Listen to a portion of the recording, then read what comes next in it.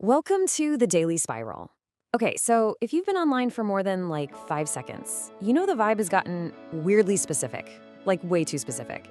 You can't just exist anymore. No, you have to be in an era, you have to have an aesthetic, you have to have a core. One minute you're thinking about maybe baking some bread in a cute sun-drenched field, and bam, you're cottagecore. The next, you buy a single leopard print coat and suddenly you're deep in your mob wife era. And then last Tuesday, you wore glasses to work and what, now you're an office siren? Ugh, it is exhausting. So, seriously, why? Why is there this insane pressure to slap a label on every micro feeling and fashion choice? Why does every single vibe need a name?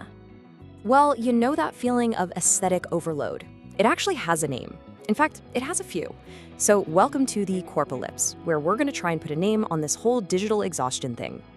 Okay, let's get our terms straight because there are two big ideas at play here. First, we've hit what some people call peak classification. That's literally us turning our entire personalities into these neat little file folders, basically just to make it easier for the algorithm to get us. But at the same time, we're dealing with semiotic inflation. Think of it like this. When you print way too much money, the money becomes worthless, right? Well, we're creating so many cores that they're all starting to feel kind of meaningless. So what's actually causing all this? Reason number one, trend cycles are on absolute hyperspeed now.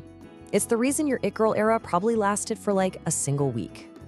I mean, think about it. It used to be the 20-year rule, right? Trends from the 70s would pop back up in the 90s. It was slow, it was generational. Now, we're on the TikTok cycle. Week 1 is mob wife. Week 2, you're an office siren. By week 3, we're all supposed to be eclectic grandpas. It's literally impossible to keep up. And let's be clear, this is way beyond just fast fashion. This is ultra fast fashion. It's not driven by magazines anymore. It's driven by these crazy algorithmic feedback loops that spot a trend, blast it everywhere, and then burn it out completely in just a matter of days. Okay, next up is an idea that's gonna sound a little big brain, but stick with me here. The vibe is the reality, which kind of begs the question, are you even real or are you just performing an aesthetic for the internet? And here is the perfect example. Reality is actually having generational wealth, like the real deal. Hyperreality is just dressing in the old money aesthetic you saw on TikTok. The simulation of having wealth, the clothes, the whole vibe, it becomes more important and way more visible than actually having it. There's this philosopher, Jean Baudrillard, who absolutely called this decades ago. He said, "The map has replaced the territory." And the translation for those of us who are terminally online, the vibe is more important than the actual thing. The aesthetic of reading is more important than finishing the book. The look of old money is more important than the bank account. You get it. Don't forget to like and subscribe. All right, our third point is maybe the most painfully relatable one. We are turning our own brains into brands. We've gotten really good at packaging any personal crisis and turning it into content. No, seriously, think about it. Feeling depressed and you just can't get out of bed?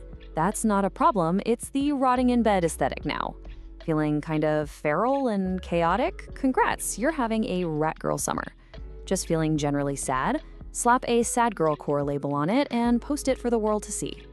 And look, this isn't just about being vain. It's a coping mechanism, for real. In a world that feels so unstable and chaotic, if you can put a label on your feeling, you feel like you can control it. You can package it up. You can turn a personal crisis into content, and that gives you a sense of identity, even if it only lasts until the next trend comes along. And this brings us to our final point. Let's call it the ghost in the machine. We are completely and totally haunted by our digital past, and we're stuck in this massive, never-ending nostalgia loop. So first, the algorithm decided we were all obsessed with Y2K fashion. And just when we got our heads around that, it threw 2014 Tumblr style at us, and now we're somehow back at Y2K again. It feels like we are just recycling the same 10 years of internet history over and over and over. And surprise, this has a name too. It's called Hauntology. It's the idea that our whole culture is haunted by the ghosts of futures that never happened. We just keep recycling aesthetics from the past because we've kind of lost the ability to imagine a future that looks genuinely new or different. So, where does that even leave us? We've got trend cycles on hyperspeed, vibes that are more real than reality, we're turning all of our feelings into brands, and we're stuck in a permanent nostalgia loop. It's a lot. But here's the thing. This isn't like a personal feeling. You're not cringe for having an aesthetic. It's just a built-in feature of the internet we all live on now. But it does leave us with one final, kind of terrifying question.